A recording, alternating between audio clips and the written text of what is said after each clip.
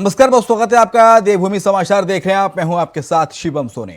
उत्तराखंड विधानसभा के बजट सत्र का चौथा दिन हंगामेदार रहा। कांग्रेस विधायकों ने जमकर प्रदर्शन किया और इस दौरान कांग्रेस विधायक सुमित हृदय हल्द्वानी क्षेत्र में सड़कों पर गड्ढे, बस अड्डा और अंतर्राष्ट्रीय स्टेडियम के मुद्दे को लेकर विधानसभा के बाहर उन्होंने प्रदर्शन किया। वहीं महिला कांग्रेस ने भी विधानसभा घेराव के लिए कूच किया। पुलिस ने उन्हें दिवाली खाल में ही रोक लिया, जिसके बाद पुलिस और कांग्रेसियों के बीच जमकर नोकझोंक हुई। सदन में सरकार के जवाब से नाखुश विधायक हरीश धामी ने सदन से वॉकआउट कर दिया।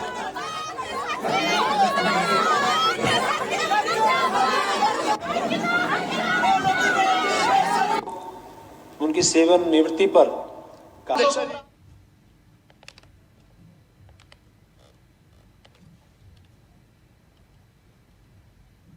जहां धामी सरकार ने विधानसभा में 76,592 करोड़ का बजट पेश कर इसे ऐतिहासिक करार दिया, तो वहीं कांग्रेस ने इसे उधारी का बजट बता दिया।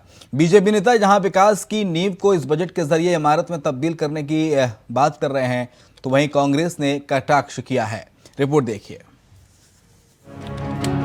उत्तराखंड की धामी सरकार ने 76,592 करोड़ का बजट पेश कर इसे ऐतिहासिक करार दे रही है, तो वहीं अब बजट पर विपक्ष ने बयानों की बमबाजी शुरू कर दी है और सरकार को चौतरफा घेरने की कोशिश कर रही है। कांग्रेस के चक्राता विधायक और पूर्व नेता प्रतिपक्ष ने बजट पर हमला बोलते हुए उसे दिखावा करार दिया है, तो वहीं कहा है कि युवाओं को रोजगार देने, महिलाओं को सशक्त बनाने के लिए बजट में कोई भी प्रावधान नहीं किया गया है। यह बजट जो हमारा संकल्प है, संकल्प नए उत्तराखंड का, उसको साकार करने वाला बजट है। और माननीय प्रधानमंत्री जी का जो मंत्र है, सबका साथ, सबका विकास, सबका विश्वास और सबका प्रयास, इसके आधार पर इसको पूरी तरह से तैयार किया गया है। ये पूरी तरह से समावेशी है, होलिस्टिक अप्रोच इसमें रखी गई है और हर वर्ग के उत्थान का इस बजट में प्रावधान किया गया है। कृषि है, स्वास्थ्य है, चिकित्सा है, उद्यान है, पर्यटन है, ऊर्जा है, शिक्षा है, कोई ऐसा क्षेत्र नहीं है। केंद्र के फिर पैसा की पे चलेगी। मैं बड़े स्पष्ट शब्दों में कहना चाहता हूं कि जो बजट है वो घोर निराशाजनक वाला बजट है। इस बजट के अंदर प्रदेश की जो मूलभूत समस्याएं हैं उसके लिए कोई धन का आवंटन नहीं किया गया है। तो और जो सरकार गन्ना किसानों की गन्ने की मूल्य वृद्धि नहीं कर पाई, किसानों के प्रति कितनी संवेदनशील होगी, इससे आप अंदाजा लगा सकते हैं। तो घोर निराशाजनक वाला बजट है। आज अगर राज्य सरकार अपनी पीठ थपथपा रही है तो सिर्फ केंद्र पोषित योजनाओं के लिए, तो उसी के सारे चलेगा। उसके सारे हाथ कांगन को आरसी क्या, पढ़े लिखे को फारसी क्या। तो वहीं इस सत्र के दौरान सरकार ने सड़कों को गड्ढा मुक्त करने के लिए खास ऐलान किया है। इसके लिए पीडब्ल्यूडी मंत्री सतपाल महाराज की तरफ से एक ऐप भी लॉन्च किया गया है, जिससे लोग अपने इलाके के गड्ढे वाली सड़कों की फोटो डाल सकेंगे, जिस पर तत्काल प्रभाव से काम किया जाएगा। लेकिन गुरुवार को गड्ढे वाली सड़कों को लेकर धामी सरकार के खिलाफ सदन के बाहर हल्द्वानी से कांग्रेस विधायक सुमित हृदय ने प्रदर्शन कर विरोध जताया। वो तो जीएसटी में चली गई ना, जो बढ़ाया गया वो तो जीएसटी में चले गया है, तो बढ़ी क्या, वो तो जीएसटी में निकल गया उसमें से, ये चीज़ है। और दूसरी चीज़ ये है कि मैदानी और पहाड़ों का भी डिफरेंस होना चाहिए। मैदानी में जो है सड़कें सैचुरेट हो चुकी हैं, पहाड़ों में सड़कें हैं ही नहीं, तो मैं समझता हूँ कि पहाड़ वालों को ज़्यादा पैसा मिलना चाहिए। इसके अलावा जो सड़कें हैं पूरी उत्तराखंड में गड्ढा युक्त हो चुकी हैं। हल्द्वानी विशेष में लोगों ने ऐसा विकास का परिचय देखा है कि आज बड़ा दुख होता है कि सड़कों में ऐसे गड्ढे हैं और न पीडब्ल्यूडी विभाग पे बजट है, नगर निगम को सौंप दी गई हैं सड़कें, नगर निगम पूरी तरीके से वहाँ पे निरंकुश है। तो इसलिए कई सारे विभिन्न मुद्दे हैं जिनको लेके आज मैं अपनी विधानसभा क्षेत्र की पीड़ा लेके यहाँ बैठा हूँ। महाराज जी कह रहे हैं गड्ढा मुक्त हो जाएंगे। चलिए, मैं आदरणीय महाराज जी का सम्मान करता हूँ और अगर उन्होंने ऐप लॉन्च करी है, हल्द्वानी जाते ही ऐप तो मैं आज डाउनलोड कर लूँगा, हल्द्वानी जाते ही महाराज जी को विशेष सारी फोटोएं भेजी जाएंगी और पत्रकार वार्ता करेंगे कि आज फोटो भेज दी गई हैं, उसके बाद आप महाराज जी से पता करेंगे कितने दिनों में वो ठीक कराएंगे। इस सत्र के दौरान सरकार को चौतरफा घेरने में जुटी कांग्रेस ने एक तरफ बजट को बेकार बताया, वहीं शीर्षाधिकारी हनन का मुद्दा भी उठाते हुए सरकार पर सच छिपाने के आरोप लगाए और इस पर चर्चा की मांग की।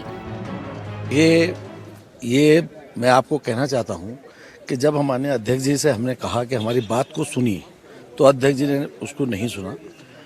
और वो कारण क्या था कि जो उसमें उन्होंने तथ्य दिए वो सारे झूठे आरोप हैं। उन्होंने कहा कि चार्जशीट पर न्यायालय में बात दायर है, जबकि आज तक चार्जशीट दाखिल नहीं हुई है। तो बात एक झूठ वो है। एक 6 साल से लिख दिया उसमें, 6 साल से एक गनर एक इस्तेमाल कर रहे हैं, वो उसमें झूठ है। इसी को लेकर मैंने विधानसभा अध्यक्ष से निवेदन किया था कि हमारी बात को सुना जाए। जिसको वो कह रहे हैं कि भाई आक्रोश में आपने ये किया है। भाई हम कह रहे हैं कि कोई अधिकारी अगर झूठे तथ्य दे रहा है तो आप उस पर विश्वास क्यों कर रहे हैं? जो विधायक कह रहा है उसको भी सुनना चाहिए। और विधानसभा अध्यक्ष से अगर हमें संरक्षण नहीं मिलेगा तो सरकार से मिलने की तो उम्मीद है नहीं, क्योंकि सरकार तो भाई अधिकारी के इशारे पे मैं तो समझता हूँ उत्तराखंड में आजकल सरकार चलाने का काम अधिकारी कर रहे हैं। फिलहाल सत्र में संग्राम जारी है। विपक्ष सरकार को घेरने का कोई मौका नहीं छोड़ रहा है। वहीं सरकार इस बजट को ऐतिहासिक बताते हुए अपनी पीठ थपथपा रही है। हालांकि अब देखने वाली बात ये होगी कि ये बजट जनता के लिए कितना लाभकारी साबित होगा। अभय कैंतुरा, गैरसैंण, इंडिया वॉइस। उधर गैरसैंण विधानसभा सत्र के दौरान आज कृषि विभाग की ओर से भरानीसैंण में अन्न मिलेट भोज का आयोजन किया गया। इस दौरान मुख्यमंत्री पुष्कर सिंह धामी ने मांगल गीत के बीच पहाड़ी व्यंजनों का आनंद लिया। कृषि विभाग की ओर से आयोजित मिलेट भोज में तमाम पहाड़ी व्यंजन परोसे गए, जिनमें कोंदे की रोटी, अरसा, झंगोरे की खीर, लाल चावल बनाए गए थे। बता दें कि मुख्यमंत्री पुष्कर सिंह धामी, विधानसभा अध्यक्ष सिद्धू खंडूरी, वित्त मंत्री प्रेमचंद्र अग्रवाल, कृषि मंत्री गणेश जोशी ने एक ही टेबल पर इन तमाम व्यंजनों का आनंद लिया। वहीं आपको बता दें कि इस भोज में विधायक, अधिकारी, कर्मचारियों समेत बड़ी संख्या में मीडिया के लोग भी मौजूद रहे।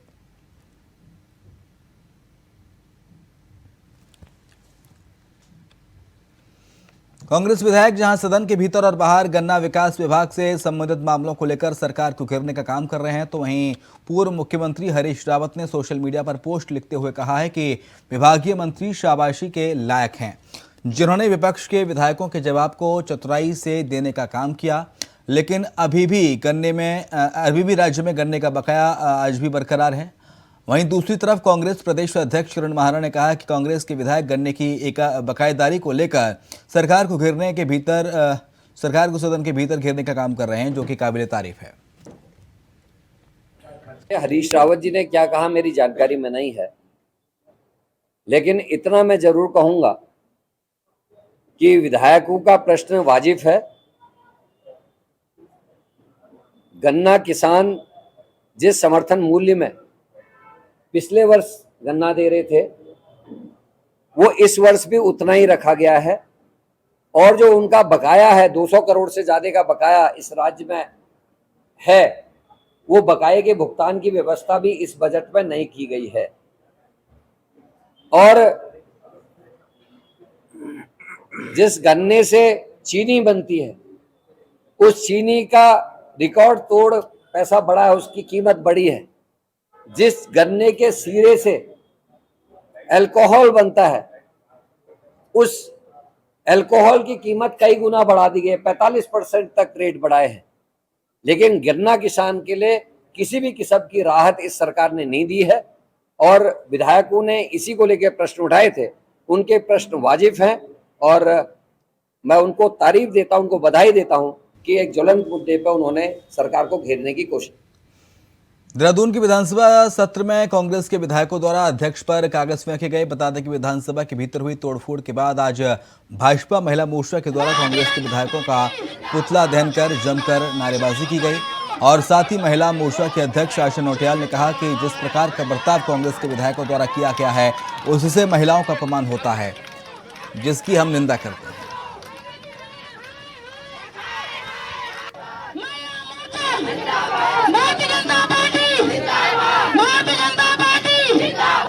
कांग्रेस के विधायकों ने जो कृत्य विधानसभा में किया है, उसकी हम महिला मोर्चा घोर भर्त्सना करते हैं, निंदा करते हैं।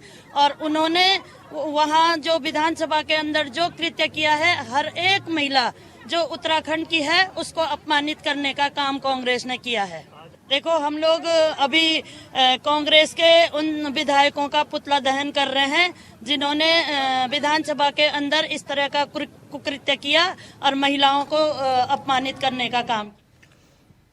बीजेपी महिला मोर्चा ने विधानसभा सत्र के दौरान विपक्षी विधायकों के विरोध प्रदर्शन के खिलाफ पुतला दहन किया और नारेबाजी की।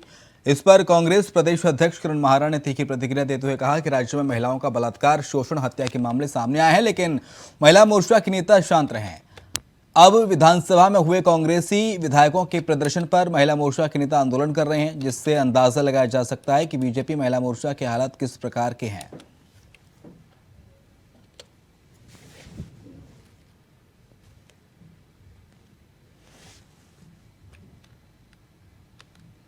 तो कांग्रेस ने तीखी प्रतिक्रिया दी है। आपको बता दें कि हत्या बलात्कार पर भारतीय जनता पार्टी शांत रही, ये बात कही गई है। कांग्रेस ने कहा कि हमने आवाज उठाई तो बीजेपी विरोध कर रही है। सुने क्या कुछ कहा करण महारा ने।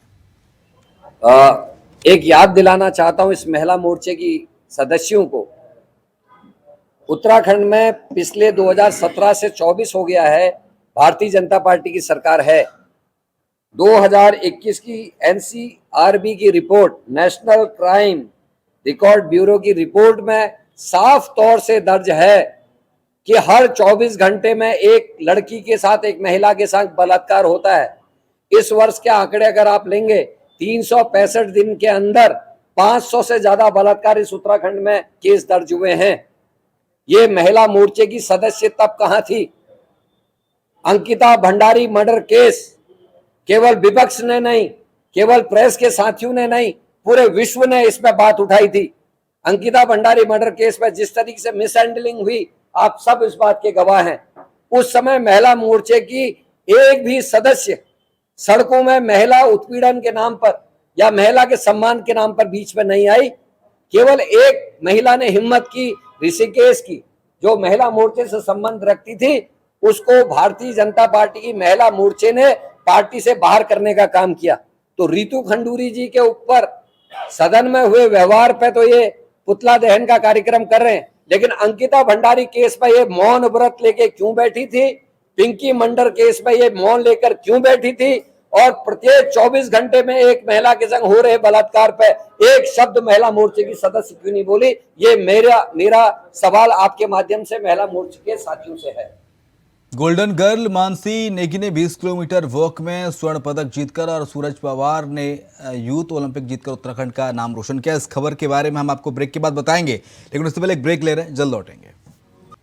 तो ब्रेक के बाद आपका स्वागत है। हम बात कर रहे थे गोल्डन गर्ल मानसी नेगी की, जिन्होंने 20 किलोमीटर वॉक में स्वर्ण पदक जीतकर और सूरज पवार ने यूथ ओलंपिक जीतकर उत्तराखंड का नाम रोशन किया है। इसको लेकर खानपुर विधायक उमेश शर्मा ने विधानसभा में सवाल किया तो खेल मंत्री रेखा आर्य भड़क गईं और दोनों के बीच गहमा गहमी शुरू हो गई। आइए आपको सुनाते हैं क्या कुछ हुआ। माननीय अध्यक्ष जी, मैं आपके माध्यम से माननीय मंत्री जी से जानना चाहूंगा कि चमोली की मानसी नेगी हैं, जिन्होंने अभी परसों 20 किलोमीटर की वॉकिंग रेस में कीर्तिमान स्थापित किया है। बड़े दुर्गम से आती हैं, चमोली से ही हैं, और उससे पहले उन्होंने 10 किलोमीटर की वॉकिंग रेस में अपना नेशनल रिकॉर्ड तोड़कर कीर्तिमान स्थापित किया था। उसके अलावा सूरज पवार भी हमारे इसी राज्य से आते हैं, दुर्गम से आते हैं, उन्होंने भी इसमें नेशनल रिकॉर्ड स्थापित किया, गोल्ड मिला। इसके अलावा ओमान में होने वाले वर्ल्ड चैंपियनशिप के लिए भी उन्होंने सारे पैरामीटर्स क्वालिफाई किए। मैं पूछ रहा हूं और ओलंपिक के लिए भी वो पैरामीटर्स पार कर गए। माननीय अध्यक्ष जी, 1500 रुपए प्रति माह की छात्रवृत्ति से क्या सरकार चाहती है कि आप अंतर्राष्ट्रीय गेमों में अच्छा प्रदर्शन करें, आप गोल्ड मेडल्स लेकर आए? 1500 रुपए प्रति माह का मतलब 50 रुपए प्रतिदिन हो गया। प्रश्न कीजिए। तो क्या मैं ये पूछना चाहता हूं कि क्या 1500 रुपए से ये लोग ये समझते हैं कि खिलाड़ी अंतर्राष्ट्रीय मानक स्थापित करेंगे, वर्ल्ड रिकॉर्ड जीत कर आएंगे? कैसे? 200 रुपए प्रतिदिन तो मनरेगा, माननीय अध्यक्ष जी, 200 रुपए प्रतिदिन तो मनरेगा के मजदूर को मिलता है। आप 50 रुपए आप भविष्य में, मैं आ रहा हूँ माननीय अध्यक्ष जी, उसी पर आ रहा हूँ। क्या भविष्य में इस राशि को बढ़ाए जाने का कोई प्रावधान है या आप इस पर काम कर रहे हैं? मैं जानना चाहता हूँ। माननीय अध्यक्ष जी, तो माननीय विधायक जी या तो ये कहना चाहते हैं कि उदीयमान उन्नयन योजना गलत है, नहीं बंटनी चाहिए। 8 से 14 वर्ष तक के बच्चों को उनकी खेल की नर्सरी और खेल का वातावरण तैयार करने के दृष्टिकोण से बनाई गई। 8 से 14 वर्ष तक के बच्चे, आप हमें बताइए कि कौन से ओलंपिक में जाते हैं? माननीय अध्यक्ष जी, 50 रुपए किलो दूध आता है बच्चों को। माननीय मंत्री जी, 50 रुपए किलो दूध आता है। माननीय मंत्री जी, 50 रुपए किलो दूध आता है। 1500 महीना में आप खिलाड़ी तैयार करेंगे?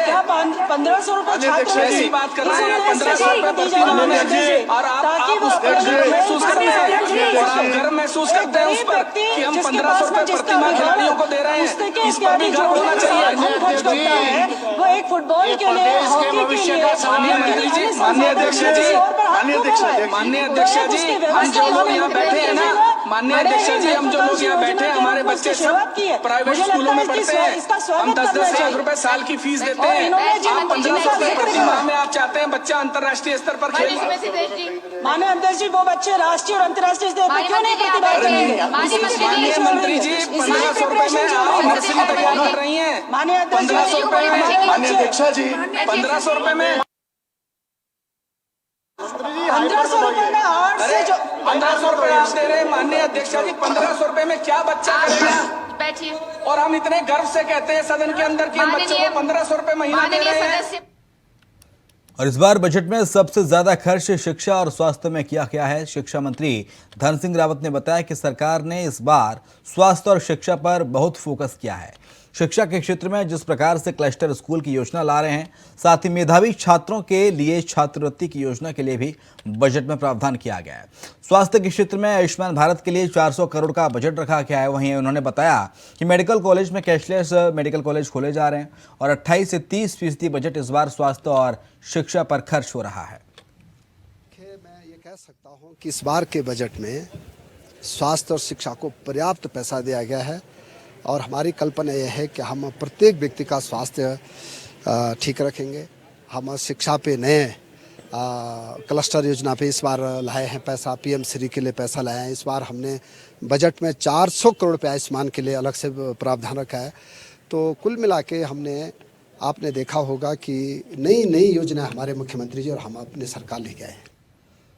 उधर कैबिनेट मंत्री सौरभ बहुगुणा ने बजट को राज्य के विकास के लिए मील का पत्थर बताते हुए कहा कि इस बजट के जरिए सरकार ने अपनी आय के स्रोत बढ़ाने का संकल्प दिखाया है, जिस दिशा में आगे बढ़ने का काम धामी सरकार कर चुकी है। देखिए, ये हमारे एक कोशिश है सरकार की कि अपने स्रोत बढ़ाए जाएं, अपने रेवेन्यू बढ़ाए जाएं, और लगातार ये बजट जो हमने पेश किया है ये उस लेवल पे आगे बढ़ने की एक बात करी गई है। हमें भी मालूम है कि इस वक्त रेवेन्यू डेफिसिट है हमारे, हमको नए अपने स्रोत खड़े करने पड़ेंगे, नए रेवेन्यू के हमको आयाम ढूंढने पड़ेंगे। और मुझे उम्मीद है इन 5 वर्षों में हम कहीं ना कहीं अपने उत्तराखंड के लिए आत्मनिर्भर जैसे कहते हैं वो खुद बनेंगे और केंद्र के ऊपर डिपेंडेंसी कम होगी। Thank you. 407 करोड़ का बजट सरकार ने पेश करा। और मुख्यमंत्री पुष्कर सिंह धामी ने राजकीय इंटर कॉलेज भराड़ीसेड़ में सुदृढ़ीकरण और आर्ट क्राफ्ट कक्ष के साथ पुस्तकालय का लोकार्पण किया। इस दौरान सीएम धामी ने कहा कि भराड़ीसेड़ क्षेत्र को प्राथमिकता के आधार पर आगे बढ़ा रहे हैं। वहीं फूलदेई पर्व की शुभकामनाएं देने आए छात्रों को सीएम ने धन्यवाद अदा किया। उन्होंने कहा कि आपके विधानसभा परिसर में आने से वहां एक अलग प्रकार की ऊर्जा आ गई। इस दौरान मुख्यमंत्री ने बोर्ड की परीक्षाएं प्रारंभ होने पर भी बच्चों को शुभकामनाएं दी और कहा कि सभी छात्र अच्छे अंकों से उत्तीर्ण हों, ऐसी उनकी शुभकामना है।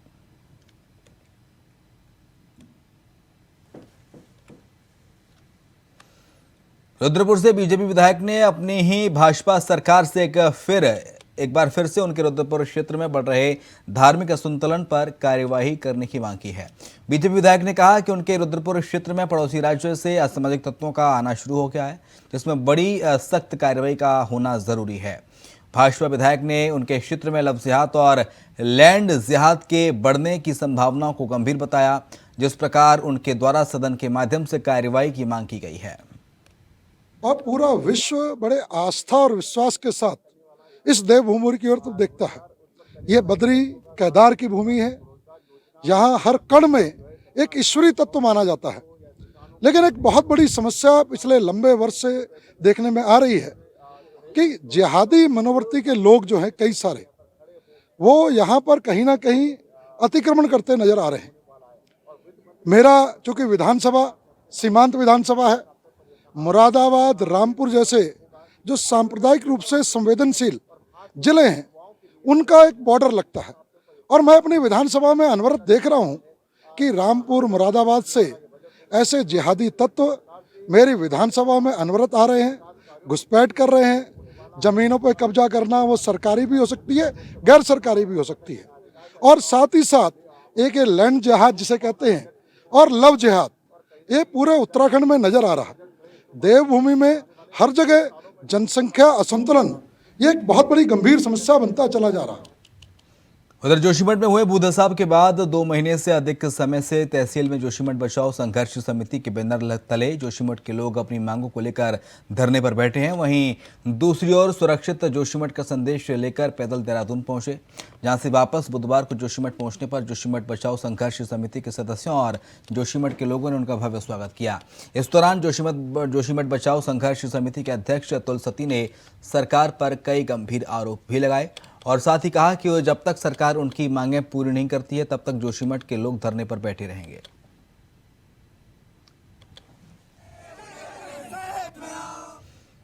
उधर रामनगर के रानीखेत रोड पर विद्यार्थी परिषद के कार्यकर्ताओं ने पुलिस के खिलाफ जमकर नारेबाजी की और सीओ बलजीत सिंह भाकुनी और कोतवाल अरुण कुमार सैनी का पुतला फूंका। इस दौरान प्रशासन पर विद्यार्थी परिषद ने गंभीर आरोप लगाए। उन्होंने कहा कि पुलिस के नाक के नीचे नशे का अवैध कारोबार फल फूल रहा है, युवा इसकी चपेट में आ रहे हैं और आए दिन नशेड़ी किसी न किसी से मारपीट करते हैं।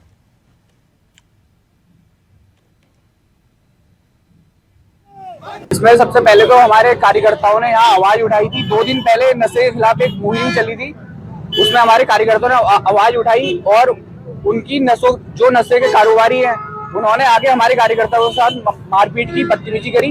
उसके बाद सभी कार्यकर्ताओं ने और हमारे विद्यार्थी परिषद के कार्यकर्ता और समस्त जो भी जनमानस थे यहाँ के रामनगर के सभी वहाँ कोतवाली गए। इन्होंने हमारी रिपोर्ट लिखी और हमसे कहा कि हमने इन्हें जेल में डाल दिया है और उन पे SC/ST एक्ट लगाया है। पर उसके अगले दिन ही इन्होंने पता नहीं इन्होंने पैसे खाए या जो करा, इन्होंने अगले दिन ही उन लोगों को रिहा कर दिया और बिना किसी कोर्ट में पेश करे, बिना किसी उसके कोतवाली से उनका चालान काटा और उनको बिना परमिशन के रिहा कर दिया। और मैंने उनसे पूछा, मैंने SSI सर से पूछा तो उन्होंने मुझसे ये कहा कि वो मामला CO साहब के पास है और बिना CO साहब